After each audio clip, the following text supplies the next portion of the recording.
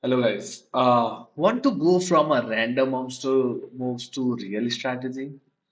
So let's learn three phases of chess that every serious players must know. I'm Coach Rohit from Chess Pros. Let's break it down in super fun way. Okay, so first we are going to understand the three phases of a chess game. When we are playing chess game, there are three phases in a game. First is opening, then middle game, and then end game, right? We need to understand what is our goal in opening, what is our goal in a middle game, and what is our goal in a end game. So if you see in an opening, the goal is to develop pieces and control the center squares, right? And the middle game, our goal is to attack. And if the opponent is attacking our pieces, then defend and outplay your opponent. Look for tactics and get a winning advantage. And in the end game, our goal is to convert your advantage into a win, where our kings will become a fighting piece. In a middle game, in a opening we want to put the king on a safe square. In a middle game, we want to keep our king safe. But in the end game, how our king will become a fighting piece. That those things we will see together today. Okay. So let's go first. Let's start with the opening. Obviously, we understood that in opening, goal is to develop your pieces, but also focus on the center square. Center square means this E4, D4, E5, D5 square. This square is also called as a super squares in a chess game. Okay, these are the very important square in a chess game. All the pieces, the pieces who will go on the center square, those pieces will become more powerful, more active pieces. Their ability becomes like they will control the board from all the direction. Like if you see from the center, if we will put the bishop on the center, that bishop can control so many squares to attack and also can come to defense. If we will put the knight in the center, the knight will play like an octopus, right? Controls so many squares. If we will put the queen, queen can see all in everywhere to control. So that's why this is very important square in a chess game. So when we are starting our game, it's very important to start with the e4 or d4 or c4. All these three moves are the perfect move to start your opening. Let's start. Let's see from the e4. Let's e4. Now, if we are playing with the blacks all ideas is also same. Control the center and develop your pieces. Okay, this is our first opening principle, as well we also call it this opening principle to control the center square. If you see all these openings, Sicilian defense, Caro-Can, French, Perk, directly or indirectly, London system, they are controlling the center squares and developing their pieces only. Okay. So now, second most important part is to develop your pieces. First, all when we are talking about develop your pieces, first we always develop the knight and then bishop. Okay. And our target is to develop those pieces and also control the center square. So that's how you will move your knight to f3 towards the center and developing it. Remember, a3, h3 is not a good square for your knight. So we can start with the f3. Okay, and it's very good if you start from the king side first because then you can do castling as soon as possible. Then knight c6. See, now we have a two option here. Tell me, if you are playing with the white, where you will develop your knight? To A3 or H3? You can tell me your answer. Write down your answer in chat. Of course, we will start that from our C3 squares only because C3 is like controlling the center, moving towards the center square. Okay, perfect. So we will go from this square. Okay, now it's time to start development of the bishop. So bishops either d5, it's a very famous opening. You can also convert this in a Ruy Lopez or c4. That is also good. That will also control the what we call it center square. So it's good if you develop from the c4 or b5 to control the center and attack the opponent pieces.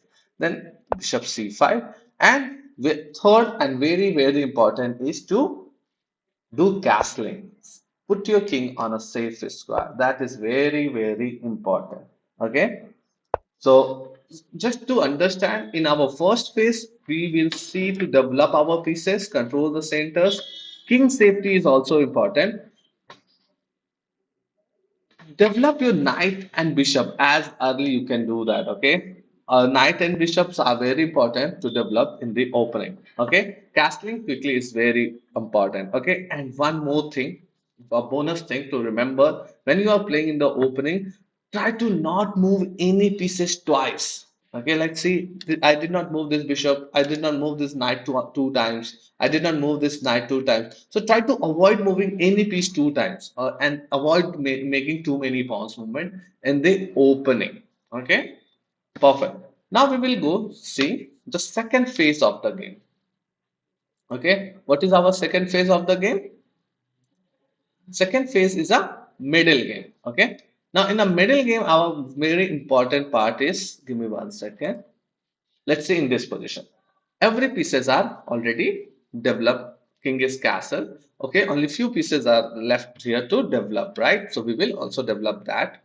Okay, but remember, in this position, we are in a middle game, and our goal is to start attacking your opponents. Okay, like we can move, if you are playing with the black, it's a black to play. You can come here to attack this bishop, right? Or you can just think you can come here to attack this. So you need to attack. If any pieces are under attack, if your any pieces are under attack, go and defend those pieces, right? So these are our middle game strategy. Our most important part is when in the middle game, to if you are playing with the white, start moving your pieces towards the opponent territory, attack on pieces, attack on your opponent pieces. And if you are not attacking right now, then prepare a move to attack in a next move. Okay, every move uh, should have a threat or a purpose. Okay, in a middle game, that's very important. And also ask yourself to find some uh, pin, forks, discover attack tactics in a middle game. Okay, now that's for our middle game strategy. This is very important. If you just remember this, we will see, we will play games and we will try to use this and understand how this is working and how it's helping us to win our game. And now the last phase in the end game. End game is little bit more crucial because in the end game you don't have any other phase after an end game. So you need to be more accurate in an end game. Okay, because there is no chance if you did any mistake, there is no other phase to recover your pieces or recover your mistakes in the end game. So in the end game, our goal is to convert our advantage into a win. Okay, and also see if in the end game our king will become also attacking piece. Okay, fighting piece. The king will also start fighting with the other pieces. Okay, so to win in an end game, it's very important to learn the mating patterns like a queen checkmate, rook checkmate, which we already learned in our previous session. So if you did not see, you can go see that video, understand how to give a checkmate the alone king with one single queen, with one single rook, with the double rook, and you can use those strategy, use those patterns to win your game. Second, pawn promotion is also very important in an endgame. You can go for to promote. You can think how to promote your pawns and put pressure by forcing your opponent that I am going, showing your opponent that I am going to promote my pawns. Okay, and must know things. The bonus tip: king activity matters in a end game. Okay, more than material. Sometimes king activity matters in an end game. Okay, so this is for our today's class where we learn about the phases of the game. We understand how to play in those phases. If you have any doubt, you can obviously write down your answer in chat. So write down your question in chat. I will try to give the answer there and try to use this. And if you are winning, don't forget to like and subscribe this channel. So if you understand the three phases, you are already ahead of 80% of beginners player. Okay, so practice each phase separately. Like if it's opening, try to focus on all the openings ideas, all the openings goals.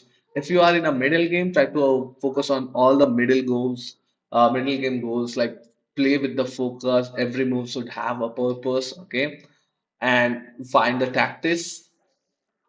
Okay, and end game, try to do promotion and checkmate. Okay, and you will crush your opponent.